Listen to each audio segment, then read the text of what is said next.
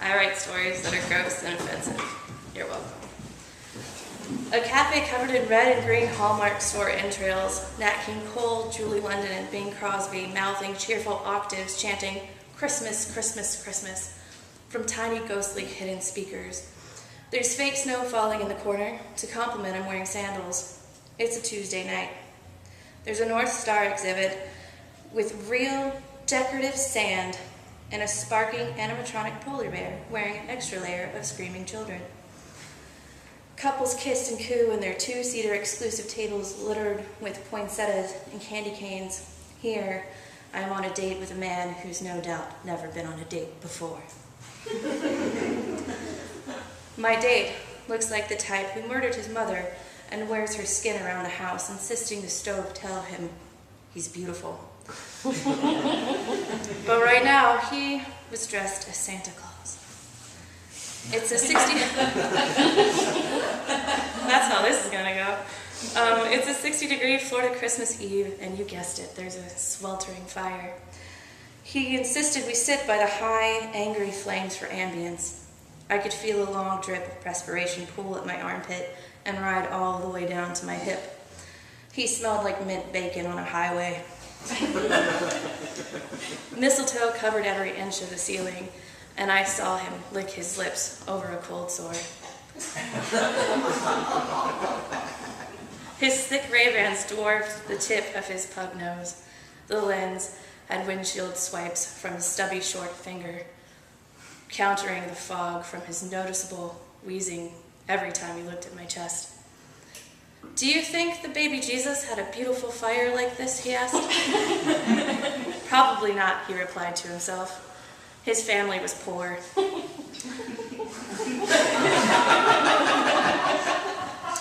Pro tip to the ladies, don't accept online dates during the holidays.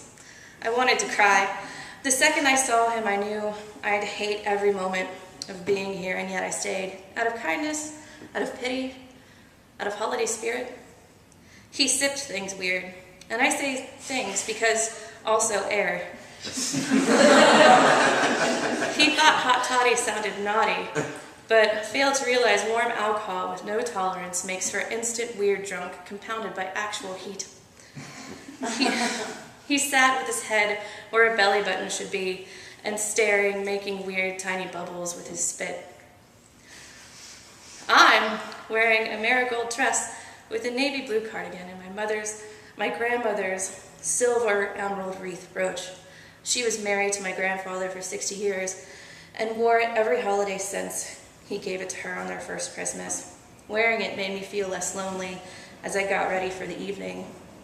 I thought maybe this was my romantic comedy moment, a light at the end of a never-ending dark tunnel of fruitless rendezvous. Sure, I'm alone for the holidays. My family's far away and all my friends are gone, and watching It's a Wonderful Life one more time makes me want to drown myself slowly in my own tears. Sure. It could be a worse Christmas beyond the scope of my ignorant right Okay, that was weird. Sure. It could be a worse Christmas beyond the scope of my ignorant white privilege, but the nose hair he forgot to trim is strangely mesmerizing. Like subliminal pulsing Morse code every time he breathes. From his awkward slouching, he had a foreboding, lusty glint in his eye. He thinks he knows something other than the long strip of neck he forgot to shave. He reached over and grabbed my hand in his clam slime mitts, eyes like a cartoon deer.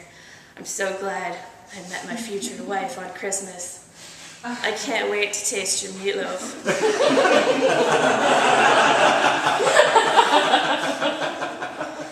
Where's the Mayan apocalypse when you need it? I wiped my hand on a napkin, holding it to the bile, tickling my tonsils. He's sweating a lot, granted fire, but lots, as in he's probably that senator from the X-Men movies. It's like... It looks like fluid is filling into sacs around his body. I feel as dry as a bone in the most important way.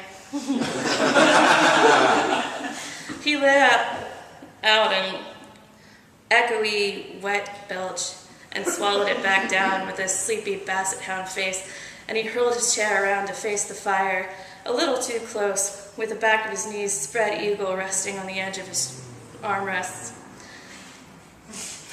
Not even half done with that, Toddy, and he's gone.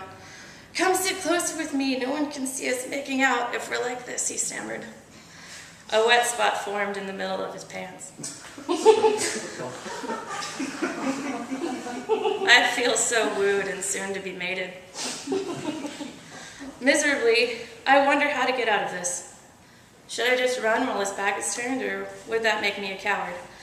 I could feel my makeup split into riverbeds from profuse and unattractive amounts of sweating, marring my face in what could only be foreshadowing for when I die a spinster.